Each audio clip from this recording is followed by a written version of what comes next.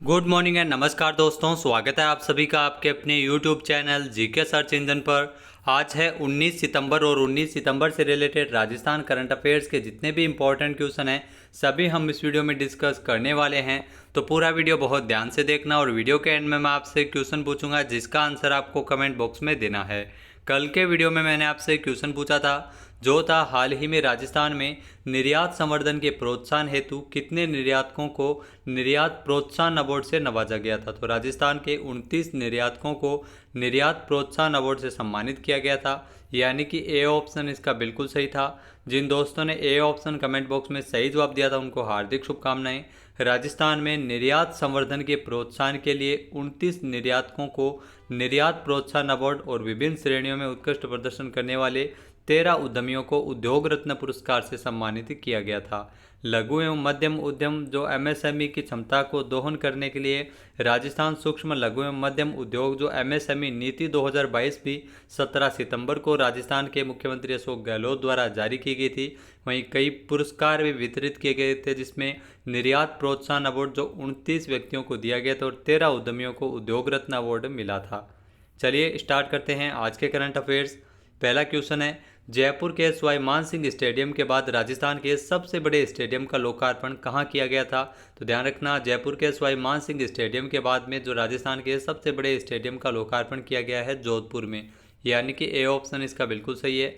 जोधपुर का जो बरकतुल्ला खान स्टेडियम है जिसका दोबारा से इसको बनाया गया है और ये राजस्थान का दूसरा सबसे बड़ा स्टेडियम है। आइए देखते हैं इंपॉर्टेंट फैक्ट्स। तो खेल में रुचि रखने वाले लोगों को लंबे समय से इंतजार के बाद अब जोधपुर का बरकतुल्ला खान स्टेडियम है वो देश को समर्पित किया गया है। 18 सितंबर को सीएम अशोक गहलोत ने स्टेडियम के रेनोवेशन का कार्य होने के बाद इसका लोकार्पण करते हुए इसे देश को समर्पित किया है। तो राजस्थान की राजधानी जयपुर में जो सवाई मानसिंह स्टेडियम है उसके बाद ये जोधपुर का बरकतुल्ला खान स्टेडियम है जो सबसे बड़ा क्रिकेट का मैदान है राजस्थान में। इसकी क्षमता तकरीबन 40,000 दर्शक है। इस स्टेडियम को बीसीसीआई के मापदंडों के अनुरूप ही तैयार किया गया है जिसमें आईपीएल और अंतर्राष्ट्रीय स्तर के क्रिकेट के मैचों का आयोजन भी किया जा सकेगा। राज्य सरकार ने जोधपुर के इस स्टेडियम के लिए 20 करोड़ रुपए के लिए बजट भी घोषणा की थी। रेनोवेशन का कार्य है वो जोधपुर विकास प्राधिकरण के माध्यम से पूरा किया गया है। स्टेडियम में नए पवेलियन भी बनाए गए हैं। नेक्स्ट है, हाल ही में किस राज्य के सरकारी अस्पताल में नई व्यवस्था के तहत अस्पतालों में लगे सभी उपकरणों की बार कोडिंग की जाएगी। जी हाँ, राजस्थान के सभी सरकारी अस्पतालों में जो उपकरण यूज किए जाते हैं उस पर बार कोड लगाया जाएगा, यानी कि ए ऑप्शन इसका बिल्कुल सही है। आइए जानते हैं इंपॉर्टेंट फैक्ट्स।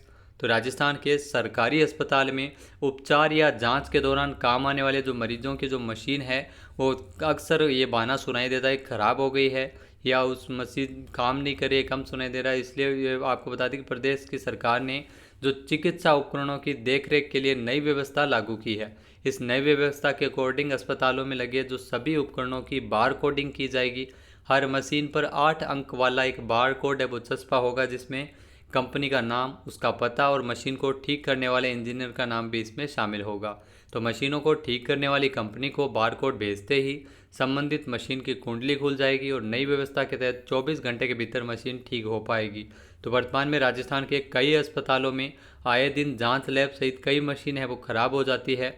ऐसे में सरकार द्वारा फैसला लिया कि उन सभी मशीनों को बारकोडिंग सिस्टम से जोड़कर ऑनलाइन कर दिया जाएगा ताकि कोई भी मशीन ख़राब हो तो उसके संबंध में जो संबंधित इंजीनियर से उसे ठीक करवा के मरीजों को राहत दी जा सके। तो नई व्यवस्था के तहत हर मशीन को 8 अंकों का बारकोड दिया जाएगा और हर अस्पताल में जो मशीन का मेंटेनेंस करने वाली कंपनी के कॉल सेंटर का भी टोल फ्री नंबर होगा। नेक्स्ट है, हाल ही में जयपुर में आयोजित किए गए समारोह में केश कला बोर्ड के प्रतीक चिन्ह का लोकार्पण किसने किया था।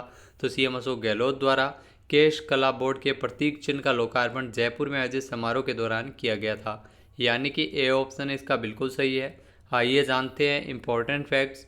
तो राजस्थान के मुख्यमंत्री अशोक गहलोत ने जयपुर में आयोजित हुए समारोह के दौरान केश कला बोर्ड के प्रतीक चिन्ह का लोकार्पण किया है। राज्य सरकार ने केश कला के महत्व और इससे जुड़े लोगों को जो सामाजिक आर्थिक विकास के लिए जो केश कला बोर्ड का गठन किया गया है जो सेन समाज के लिए, साथ ही साथ सीएम अशोक गहलोत ने केश कला से जुड़े लोगों को के लिए बूथ आवंटन, कियोस्क आवंटन, शिक्षा और रोजगार से कई जुड़े इसमें ऋण सहायता उपलब्ध करवाना, इंदिरा आवास और मुख्यमंत्री आवास योजना का लाभ है वो पहले से ही इनको सरकार उपलब्ध करवा रही है। नेक्स्ट है, हाल ही में राजस्थान हस्तशिल्प रत्न पुरस्कार किसे दिया गया है? तो राजस्थान हस्तशिल्प रत्न पुरस्कार मिला है रामस्वरूप शर्मा को, यानी कि ए ऑप्शन इसका बिल्कुल सही है। आइए जानते हैं इंपॉर्टेंट फैक्ट्स। तो राजस्थान हस्तशिल्प रत्न पुरस्कार है वो रामस्वरूप शर्मा को दिया गया है। इनका संबंध है वो राजस्थान के जयपुर से है। 17 सितंबर को जयपुर में एमएसएमई दिवस के अवसर पर जो आयोजित उद्योग रत्न और निर्यात रत्न पुरस्कार, निर्यात प्रोत्साहन पुरस्कार है वो प्रदान किए गए थे, जिसमें 29 निर्यातकों को निर्यात प्रोत्साहन अवार्ड दिए गए और विभिन्न श्रेणियों में उत्कृष्ट प्रदर्शन करने के लिए 13 उद्यमियों को उद्योग रत्न पुरस्कार भी वितरित किए गए थे। तो 17 सितंबर को राजस्थान की पहली हस्तशिल्प नीति जारी की गई है। तो राजस्थान हस्तशिल्प रत्न पुरस्कार की अगर बात की जाए तो ये रामस्वरूप शर्मा को दिया गया था। इसके अलावा राजस्थान में अगर बात की जाए तो इन्वेस्ट राजस्थान समिट के लिए 29 उद्यमियों के साथ 14,000 करोड़ के निवेश का एमओयू भी आदान प्रदान किया गया था। नेक्स्ट है, हाल ही में राजस्थान के किस विधायक को आदर्श युवा विधायक 2021 का विशेष सम्मान प्रदान किया गया था? तो आदर्श युवा विधायक 2021 का जो विशेष सम्मान है वो दिव्या मदेरणा को दिया गया था, यानी कि ए ऑप्शन इसका बिल्कुल सही है। इनको आदर्श युवा विधायक 2021 के पुरस्कार से सम्मानित किया गया था, दिव्या मदेरणा को। आइए देखते हैं इंपॉर्टेंट फैक्ट्स।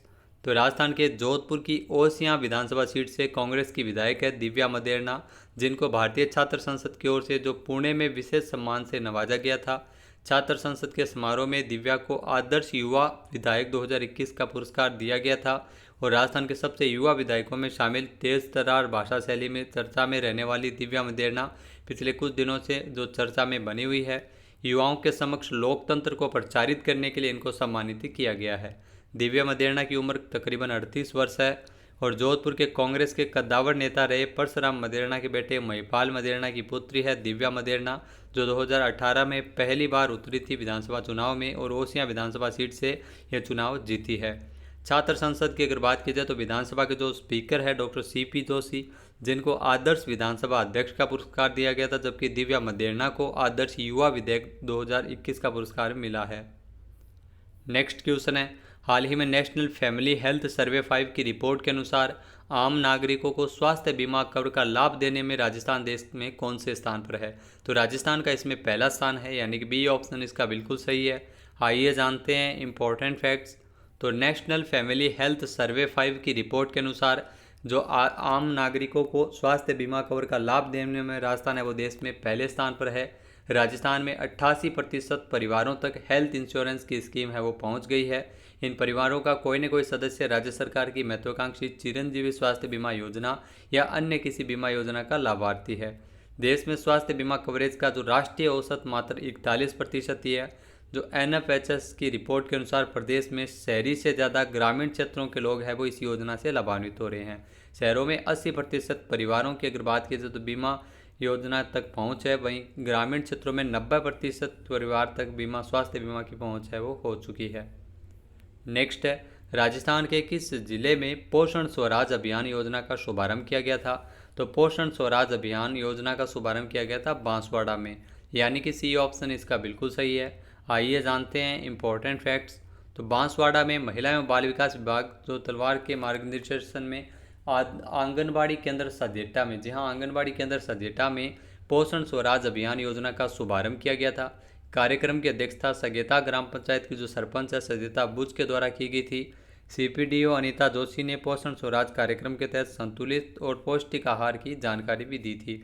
वहीं महिला पर्यवेक्षक रजनी कोठारी ने कुपोषण पर चर्चा करते हुए संतुलित आहार के प्रदर्शन से अवगत करवाया था। तो पोषण स्वराज अभियान योजना जो बांसवाड़ा में इसका शुभारंभ किया गया था। नेक्स्ट है, हाल ही में भारत की पहली AI संचालित डिजिटल लोक अदालत किस राज्य में शुरू हुई है? तो राजस्थान में भारत की पहली AI संचालित डिजिटल लोक अदालत का शुभारंभ किया गया है, यानी कि सी ऑप्शन इसका बिल्कुल सही है। आइए जानते हैं इंपॉर्टेंट फैक्ट्स। तो राजस्थान ने शुरू की है भारत की पहली डिजिटल लोक अदालत। जी हाँ, भारत की पहली AI संचालित डिजिटल लोक अदालत जो 17 जुलाई 2022 को राजस्थान के जयपुर में इसकी शुरुआत की गई थी। इसे राष्ट्रीय कानूनी सेवा प्राधिकरण के जो समय अध्यक्ष थे उदय उमेश ललित के द्वारा राजस्थान में 18वीं अखिल भारतीय कानूनी सेवा प्राधिकरण की बैठक के दौरान लॉन्च किया था। इस कार्यक्रम का उद्घाटन जो भारत के उस समय के मुख्य न्यायाधीश NV रमणा के द्वारा किया गया था और वर्तमान में मुख्य न्यायाधीश है उदय उमेश ललित। तो डिजिटल लोक अदालत को जुपिटर जस्टिस टेक्नोलॉजीज द्वारा विकसित किया गया है।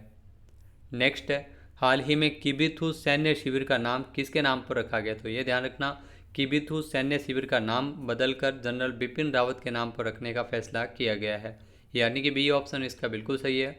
भारत के जो पहले chief of defence staff CDS general Bipin Rawat के नाम पर किबिथु सैन्य शिविर का नाम रखा जाएगा। आइए जानते हैं इंपॉर्टेंट फैक्ट्स।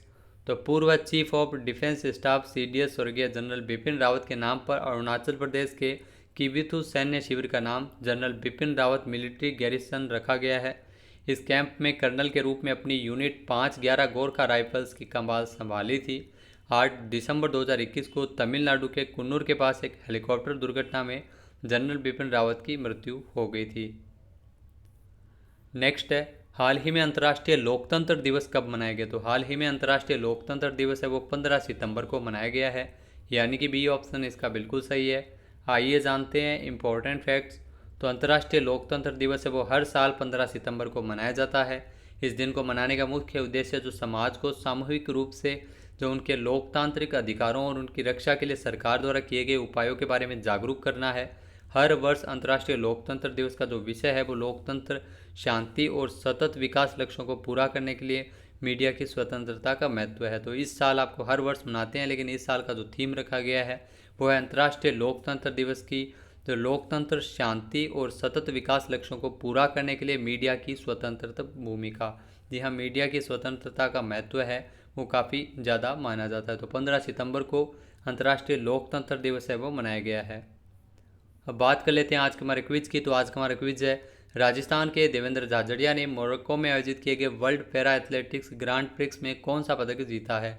एक बार फिर से सुनिएगा, राजस्थान के देवेंद्र झाझड़िया ने मोरक्को में आयोजित किए गए world para athletics grand prix में कौन सा पदक जीता है? इसका सही आंसर आपको कमेंट बॉक्स में देना है। और अगर ये वीडियो आपको पसंद आए तो इसे लाइक और शेयर जरूर कीजिएगा। साथ ही साथ हमारे चैनल को भी जरूर सब्सक्राइब करें। वीडियो की जो PDF फाइल है वो आप वीडियो के डिस्क्रिप्शन बॉक्स से डाउनलोड कर सकते हैं और इस क्वेश्चन का आंसर आप वोट करके भी कर सकते हैं। वीडियो देखने के लिए धन्यवाद। जय हिंद, जय भारत, जय राजस्थान।